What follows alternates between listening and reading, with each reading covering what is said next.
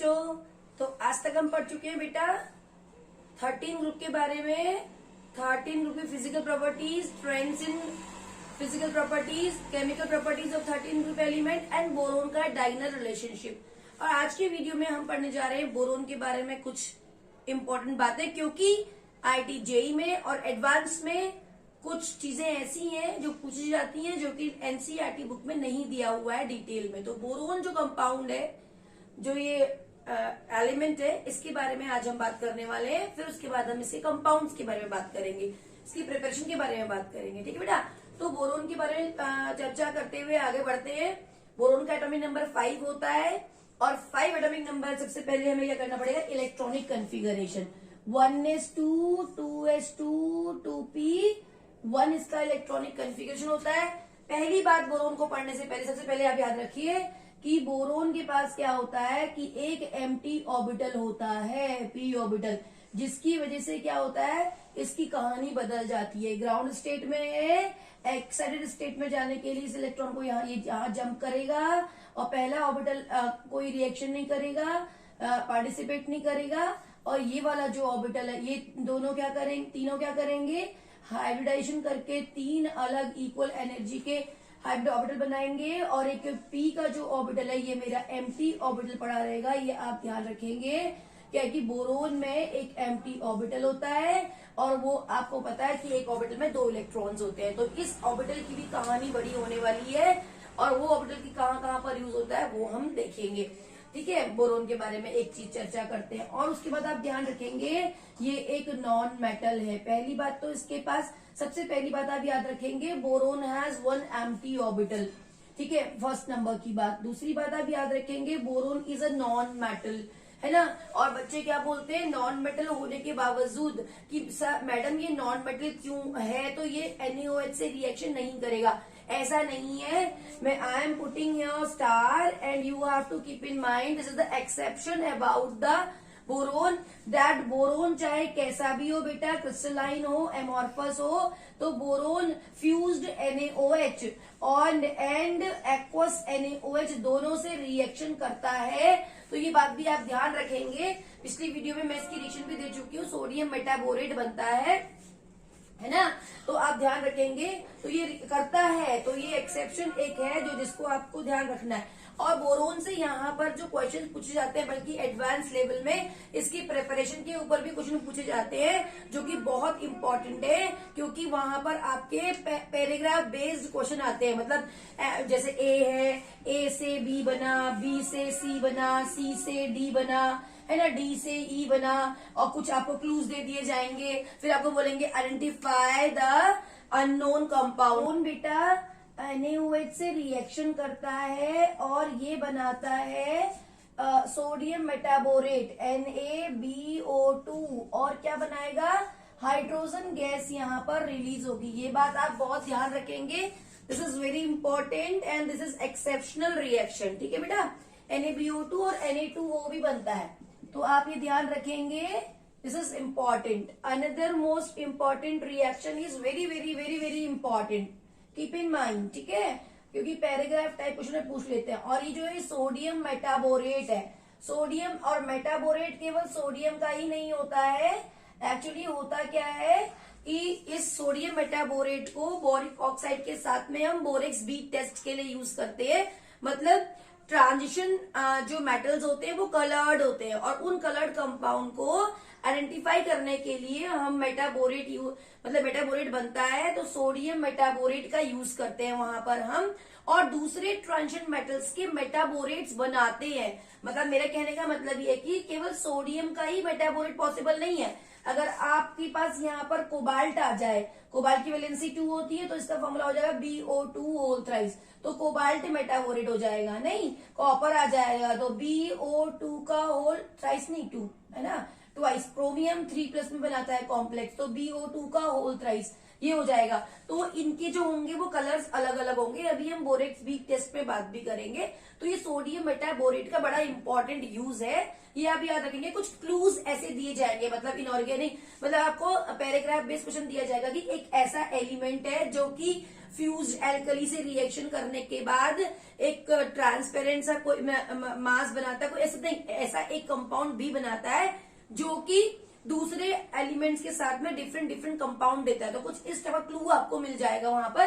तो आपको ध्यान रखना पड़ेगा कि ये मतलब कि आपको वहां से आइडिया लग जाना चाहिए कि वहां पर NaOH बोरोन, जहां पर कलर को आइडेंटिफाई करने के लिए, कलर्ड आयंस को आइडेंटिफाई करने के लिए हम sodium metaborate borax bead test use करते हैं, और वहां पर सोडियम मेटाबोरेट यूज होता है, और ये अलग अलग कलर के कलर देते हैं। तो यानी कि वो आपका कंपाउंड क्या है, बोरोन होना चाहिए। कभी कभी बच्चे कंफ्यूज हो जाते हैं, वो ये सोचते हैं कि ये मेटल, ये नॉन मेटल होने की बात है इसलिए ये NaOH से रिएक्शन नहीं करेगा। ऐसा नहीं होता है, बच्चे बहुत गलती करते हैं, ध्यान रखेंगे बेटा, ठीक है। तो एक ये इंपॉर्टेंट बात आप बोरोन के बारे में ध्यान रखेंगे। अभी तक मैं आपको क्या बता चुकी हूँ, पहली बात मैंने आपको बताई कि बोरोन के पास एक एम्प्टी p ऑर्बिटल होता है, जिसकी कहानी अभी हमें बहुत आगे तक चलनी है बोरोन के कंपाउंड्स में। और दूसरा अभी हमने क्या पढ़ा कि बोरोन NaOH से रिएक्शन करता है, सोडियम मेटाबोरेट बनाता है, जो कि हमारे फर्दर बोरेक्स बीट टेस्ट में यूज होता है ट्रांजिशन एलिमेंट्स को आइडेंटिफाई करने के लिए by using different different colours. Lab में हम ये एक्सपेरिमेंट करते हैं, बड़ा बढ़िया एक्सपेरिमेंट होता है ना। तो ये वहां पे निकलता है। तो एक चीज याद रखेंगे कि वो NaOH से रिएक्शन करता है। तो पैसेज टाइप क्वेश्चन में आपको ये क्वेश्चन मिल जाएगा। और बोरोन के जो कंपाउंड जो हमारे सिलेबस में है वो कौन कौन से हैं। एक हमारे कोर्स में बेटा ऑर्थोबोरिक एसिड है, ऑर्थोबोरिक एसिड, जिसको हम लिखते हैं H3BO3, या फिर हम इसको लिखते हैं BOH का होल थ्राइस। एक ये हमारे कोर्स में है। एक हमें मिलेगा बोरेक्स हमारे कोर्स में है, जिसको किसी किसी मतलब कि प्रदेश में, राज्य में सुहागा भी बोलते हैं बेटा, सुहागा नाम से भी जाना जाता है। और आपको पता है उत्तराखंड में और पंजाब में तो हम मतलब मोस्टली पंजाब में इसको लाख बोला जाता है। लाख जो होता है बहुत स्ट्रॉन्ग एक मटेरियल होता है, जिसको हम ज्वेलरी में यूज करते हैं। तो ये इसको हम लाख भी बोलते हैं, रेड कलर का होता है बेटा ये। और इसका नाम होता है, इसका फॉर्मूला होता है Na2B4O7.10H2O। ये भी हमारे कोर्स में है, ठीक है। और तीसरा हमारे पास जो कोर्स में है वो डाइबोरेन है, और वो है B2H6। तो इन तीनों कंपाउंड्स को हमें 1 by 1 पढ़ना है। और it is a very very important topic for JEE advance and JEE and NEET both. तो बहुत इंपॉर्टेंट टॉपिक है, इसीलिए इसके ऊपर इतने लेक्चर्स आपको तोड़ तोड़ के बनाए जा रहे हैं। तो ऑर्थोबोरिक एसिड जो होता है वो, देखो बेटा, बेसिक चीजें जानना बहुत जरूरी है, जिससे आप पैसेज टाइप क्वेश्चन को सॉल्व कर पाओगे, क्योंकि आते हैं यहां से। अब मेरी बात ध्यान समझना, ऑर्थोबोरिक एसिड क्या होता है। जैसे ना कभी कभी हमारी आंखों में ना कंजक्टिवाइटिस हो जाता है, मतलब हम बोलते हैं कि आंख का आ जाना, रेड हो जाती है अचानक आंख, वो कैसी होती है, कम्युनिकेबल होता है। तो जब हमारे कुछ हो जाता है तो स्कूल में मैम कहती है कि बेटा स्कूल नहीं आना, क्योंकि ये वायरस है, वो एक से लेके दूसरे में फैलता है। जैसे कि आजकल कोरोना वायरस है ना, ट्रांसमिट होता है। तो आप अपने घर में ही रहो, या फिर गॉगल, अगर बहुत ज्यादा इंपॉर्टेंट एग्जाम है तो पूरा ब्लैक कलर के गॉगल, पूरा आंख क्लोज करे, उसे करते हैं, ढक के जाते हैं स्कूल में। तो क्या होता है उसमें, ये बोलते हैं कि हमें डॉक्टर क्या करते हैं, एक सॉल्यूशन देते हैं वॉश करने के लिए आईज को। तो वो बोरिक एसिड का ही होता है बेटा, है ना। अब आप बोलोगे, बच्चे बोलते हैं मैडम एसिड से आंखें वॉश करते हैं। अब आप सोचो कितने एसिड्स है हमारे पास, मिनरल एसिड, सल्फ्यूरिक एसिड है, हाइड्रोक्लोरिक एसिड है ना, HCl, कौन सा है, नाइट्रिक एसिड है। तो वो सारे एसिड्स होते हैं, तो बच्चे उस एसिड से रिलेट कर लेते हैं। लेकिन ये सबसे गंदा एसिड है, पूरी केमिस्ट्री का सबसे गंदा, बोरिंग, बिल्कुल गंदा एसिड, नाम मात्र का एसिड है, मतलब बहुत ही ज्यादा वीक एसिड। सोचो जो एसिड आंखों को वॉश करने के लिए यूज होता है, तो वो एसिड कितना वीक होगा, है ना। आइस को वॉश करने के कितनी सेंसिटिव होती है हमारी आइस, तो एक तो वहां पे यूज होता है बेटा। और एक, जब हमारे घर में चींटियां, कीड़े मकोड़े होते हैं गर्मी के दिन में बाहर से आते हैं, तो हम बोरिक एसिड का एक 10 रुपए का या 40 रुपए का एक माचिस की डिब्बी, थोड़ा सा बड़ा सा एक आता है पैकेट, उस पैकेट को उसमें पाउडर सा होता है आटे की तरह, सारे तरफ छिड़क दो तो चीटी वीटी नहीं आती है। तो ये है ना, उसके लिए भी हम इसका यूज करते हैं। और बोरिक एसिड का हम यूज करते हैं, मैं आपको बताऊं कहाँ पे यूज करते हैं हम इसका,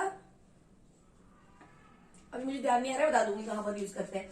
ठीक है, तो बोरिक एसिड एक वीक एसिड है बेटा, है ना। तो यहाँ पर, और बोरेक्स क्या है भैया, मैंने आपको बता दिया कि एक हार्ड मटेरियल होता है, बल्कि इसका सॉल्ट है ये, है ना, जो कि हमारे को ज्वेलरी में और उसमें यूज होता है। अगला क्या है, diborane, so very very important. NCERT book में इसके बारे में ज्यादा बात नहीं करी गई है, but it is a topic to मतलब happening topic of your competition point of view. ठीक है, तो हमें ये सब चीजें पढ़नी है। चलो भाई बेटा यहीं से स्टार्ट करते हैं। ऑर्थोबोरिक एसिड से इन तीनों की हमें स्ट्रक्चर पढ़ने होंगे बच्चों, और इनकी प्रिपरेशन पढ़नी होगी, और बोरोन की भी प्रिपरेशन पढ़नी होगी कि बोरोन कैसे बनाया जाता है। ठीक है बच्चों, तो आपसे ये भी पूछ सकते हैं कि सवाल पूछ सकते हैं ऐसे कि कोई एक कंपाउंड है, जब हम उसको NaOH में डालते हैं तो वो एक मतलब कि जो फिर हम उसके ऊपर मैचस्टिक लगाते हैं तो वो पॉप अप साउंड के साथ जलता है, और उसके जो कंपाउंड बच जाता है उसको हम डिफरेंट डिफरेंट टाइप के आयंस को आइडेंटिफाई करने के लिए यूज करते हैं। तो ऐसे भी कुछ क्लू मिल सकता है। तो आप ध्यान रखते हैं कि ऑर्थोबोरिक एसिड में, ऑर्थोबोरिक एसिड नहीं, बोरेक्स में अगर हम वाटर का रिएक्शन करें, वाटर में डाल दें बोरेक्स को, तो क्या होने वाला है, देखिए ये रहा। तो बोरेक्स की रिएक्शन हमें पूछेंगे तो हमें बोरेक्स से ही स्टार्ट करना है, ऑर्थोबोरिक एसिड को भी इसी से बनाना है। तो कैसे बनाएंगे, तो अभी मैंने बताया ना कि आपको मर्ज सवाल मिलेगा, मतलब आपको ऐसा नहीं दिया था बोरिक एसिड क्या होगा, ऑर्थो, दोनों का सेपरेट क्वेश्चन नहीं मिलेगा, अब वो कंबाइंड क्वेश्चन मिलता है। तो देखिए कैसे होगा, सॉल्ट लिया हमने और वाटर लिया।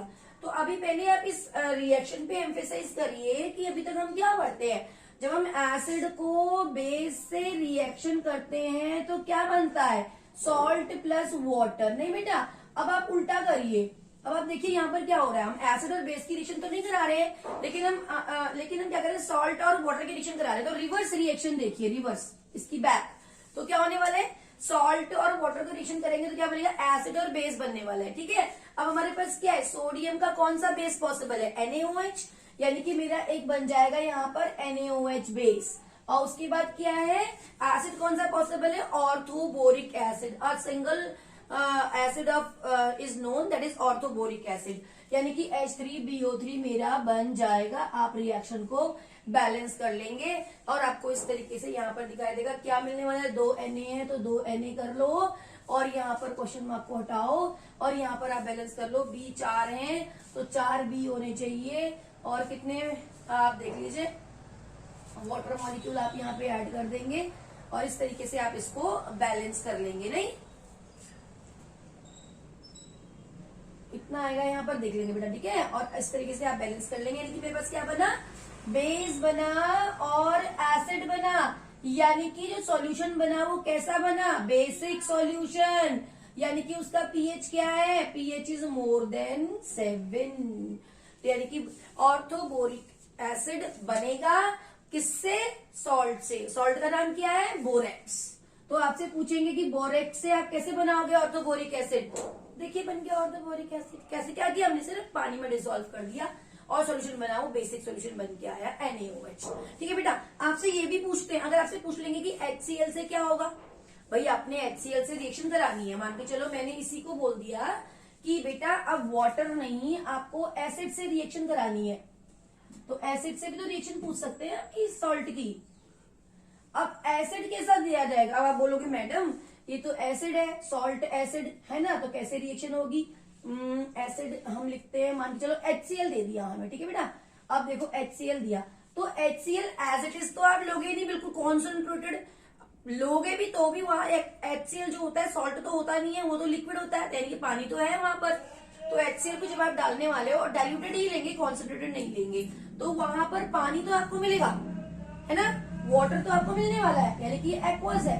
यानी कि सबसे पहले क्या होगा, यहाँ पर जो होगा बोरेक्स जो होगा वो वाटर को ढूंढेगा बेटा, है ना। इसकी रिएक्शन पहले किससे होगी, वाटर से होगी, और वाटर से रिएक्शन होगी तो क्या बनाएगा, अभी आपने देखा क्या बनाता है, पानी में घुलने के बाद अपना एक बेस बनाएगा और अपना मेन एसिड BO3 बनाएगा। ठीक, अब आपका ये बन गया। उसके बाद क्या हुआ, अब ये बना मेरा बेस और मेरे पास क्या है वहां पर HCl एसिड है ना। तो अब आयन एक्सचेंज रिएक्शन होगी, इसका माइनस जाएगा इसके प्लस के साथ और इसका प्लस जाएगा इसके माइनस के साथ। सॉल्ट कौन सा बनने वाला है, NaCl। NaCl बन गया, H3BO3 बन गया। ये निकलेगा बेटा, और वाटर तो निकलेगा ही है ना। तो हमने क्या किया, बोरेक्स को जब वाटर से हीट किया तो वाटर के साथ रिएक्शन किया तो क्या बना, और HCl से किया तो क्या बना, हम दोनों चीजें पढ़ चुके हैं। तो बोरेक्स की रिएक्शन एनसीईआरटी बुक में दी हुई है आपकी वाटर के साथ में। ठीक है बेटा, तो वाटर के साथ में भी कर सकते हो और HCl के साथ में भी कर सकते हो।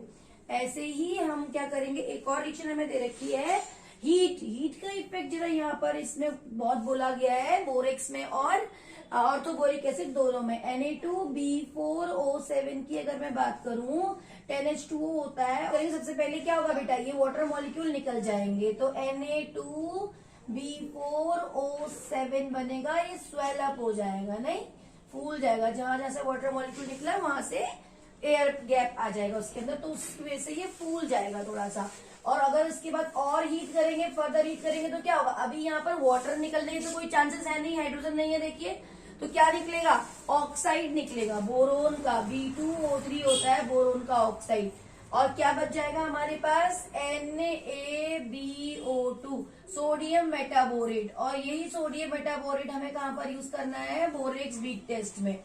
और अगर सोडियम के लिए कोई और मेटल होगा तो उसका मेटाबोरेट बन जाएगा, है ना। तो ये चीजें क्या हो गई हमारे पास, यही हमें एनसीईआरटी बुक में दिया हुआ है बेटा बोरेक्स का। और बोरेक्स के यूजेस किस किस तरीके से आगे होते हैं वो हम पढ़ेंगे। तो यहाँ बन गया मेरा बोरोन ऑक्साइड, और फर्दर इसी ऑक्साइड को हम प्रिपरेशन में यूज करेंगे, प्रिपरेशन ऑफ बोरोन पढ़ेंगे, प्रिपरेशन ऑफ बोरोन। तो देखो बेटा, बोरोन की प्रिपरेशन हमें दो मेन और मिलेंगे बोरोन के।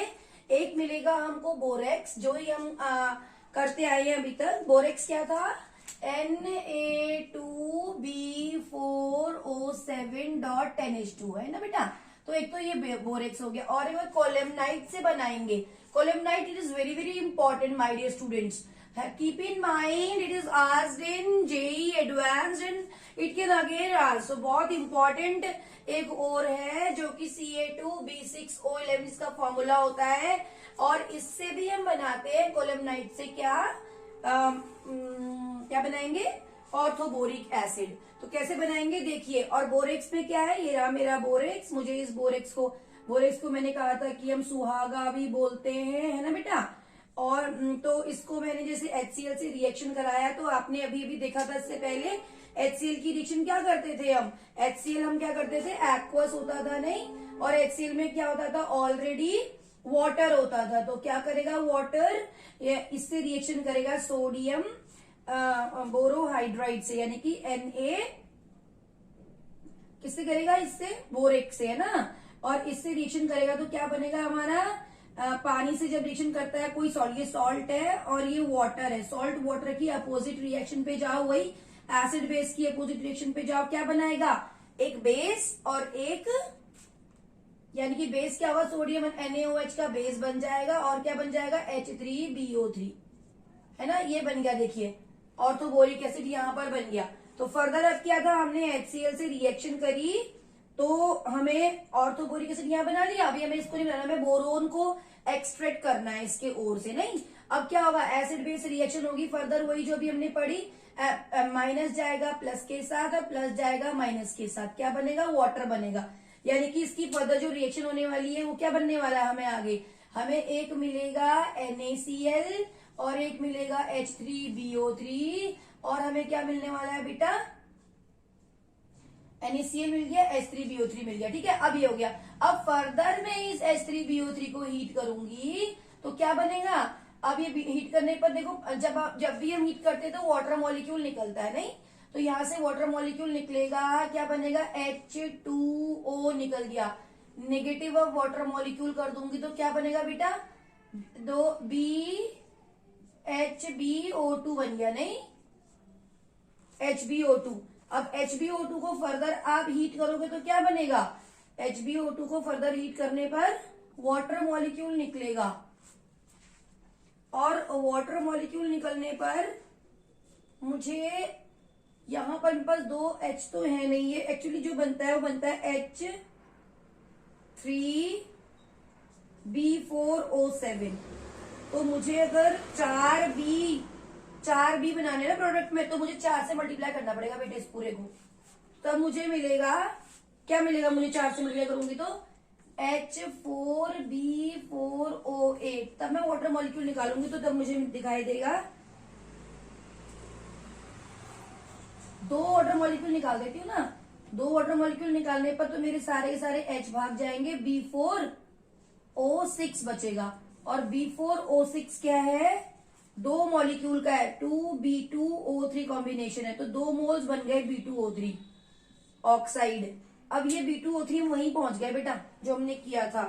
क्या किया था, B2O3 की रिएक्शन अगर हमने कहां से कराई थी, मैग्नीशियम से कराएंगे, तो ये बन जाएगा मेरा बोरोन, जो कि बनेगा मेरा एमोर्फस, है ना, एमोर्फस बोरोन बन जाएगा।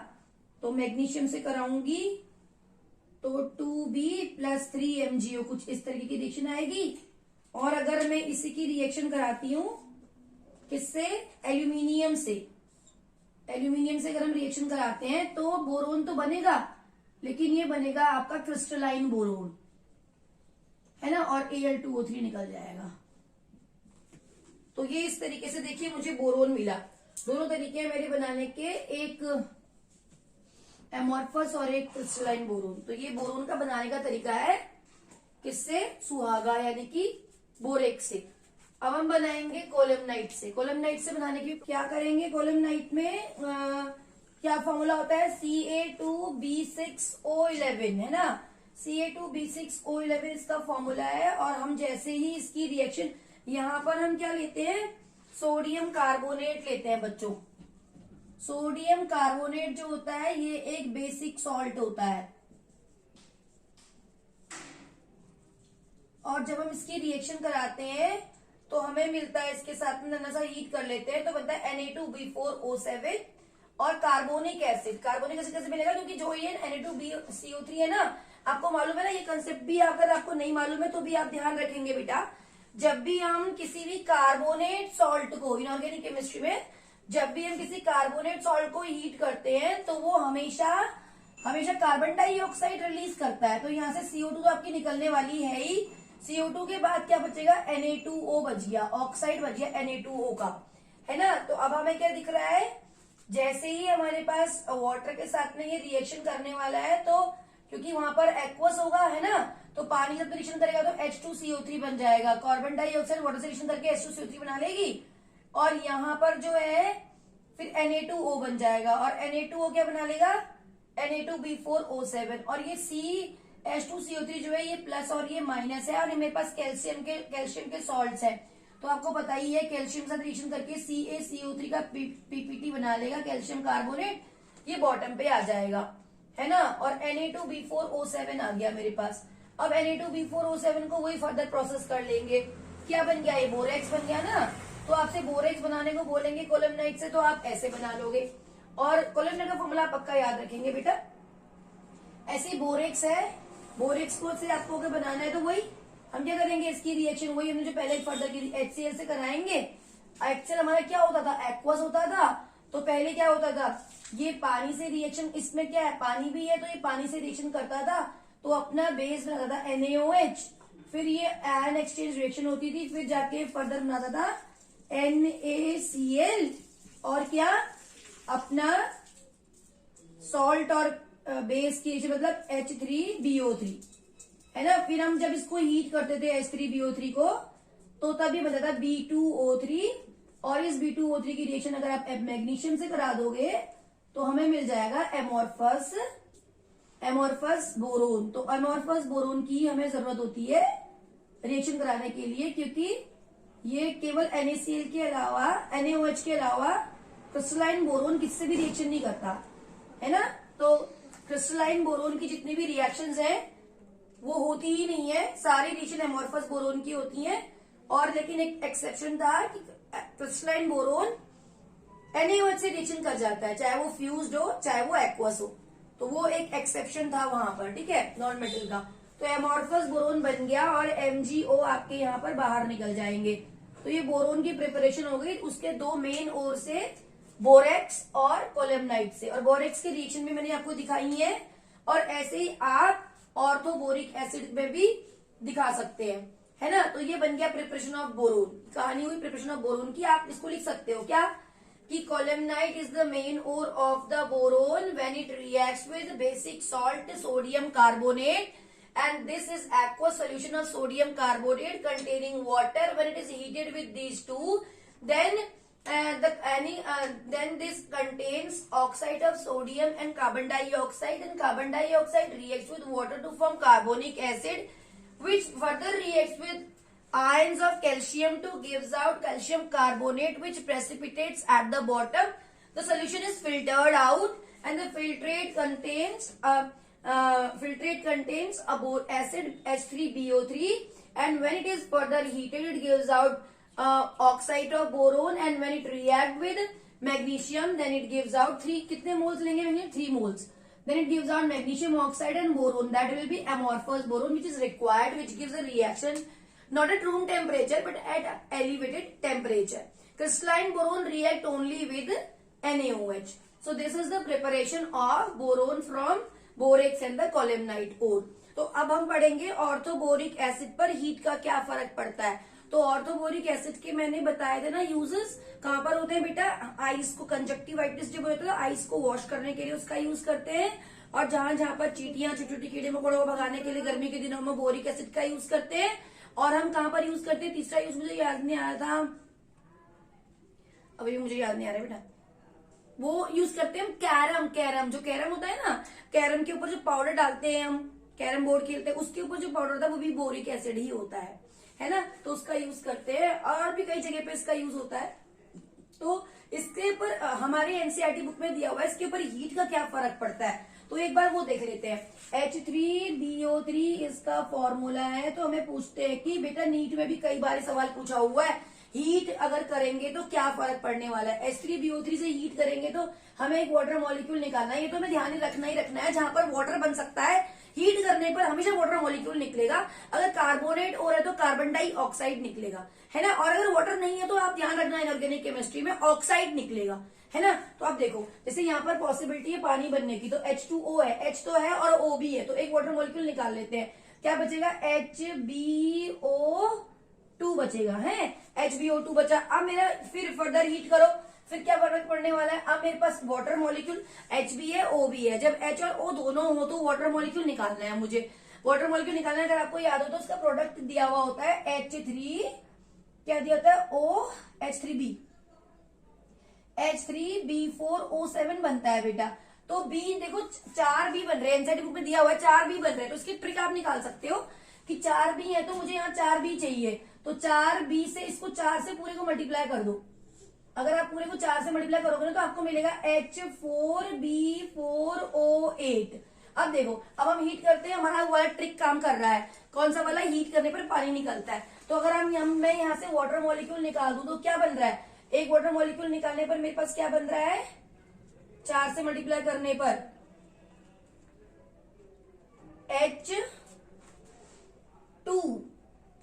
H2B4O7 बनेगा बेटा, है ना। हाँ H2B4O7। तो अब मेरे को फर्दर में अगर इसको हीट करूंगी तो फिर वाटर मॉलिक्यूल निकालो H2O, तो 2 H और 1 O निकल जाएगा, तो क्या बनेगा बेटा B4O6 हो गया। B4O6 तो कुछ होता नहीं है। अब हमने पूरी केमिस्ट्री में क्या पढ़ा हुआ है कि भैया B2O3 अब तक निकल रहा है, तो B2O3 कितने मोल्स हो गए, 2 मोल बन गए B2O3 के, है ना। तो यानी कि हमारे पास क्या फर्दर आंसर हो गया कि जब हम ऑर्थोबोरिक एसिड को हम कैसे लिखते हैं, हम ऐसे भी लिखते हैं HbO, नहीं ऐसे नहीं लिखते ना, BOH का होल थ्राइस, है ना। ऑर्थोबोरिक एसिड को जब हम हीट करते हैं तो क्या बनता है, हीट करने पर उसका ऑक्साइड बनता है। फर्दर इस ऑक्साइड को अगर आप एल्यूमिनियम और मैग्नीशियम किसी से करोगे तो आपको फर्दर वहीं पर आपको बोरोन मिल जाएगा, क्रिस्टलाइन और एमोर्फस बोरोन। तो सारी रिएक्शंस क्या है, मर्ज्ड है, कुछ नया नहीं है, एक ही टाइप की रिएक्शन है, वो उन्हीं का सब कॉम्बिनेशन है। तो आप एक तरीके से एक पढ़ने का मन बनाओ और ढंग से कि करना ही करना है, सोचो कि आज करना ही करना है इसको, तो तो आपका पूरा हो जाएगा। दोनों चीजें साथ साथ चलती हुई आती है पैरेलली, और पैसेज टाइप क्वेश्चन भी आते हैं। तो पहले मैं थ्योरी की कवर अप कर लेते हैं, फिर इस पे पैसेज टाइप क्वेश्चन एडवांस में कैसे पूछे हुए हैं, है ना, कॉलम नाइट में क्वेश्चन कैसे पूछा हुआ है, उसमें कैसे क्वेश्चन पूछे हुए हैं, ऑब्जेक्टिव, वो सब के ऊपर डील करेंगे। तो आज के वीडियो में हमने क्या पढ़ा, लेक्चर में हमने पढ़ा आज ऑर्थोबोरिक एसिड और बोरेक्स और preparation of boron and some important points about boron, so that we can deal with the compounds of boron. So this is a very important video. Study it well. If you are having any problem, then you can ask. That's all for this video, beta. We will continue with orthoboric acid in next video. Okay. Till then, take care. Bye bye.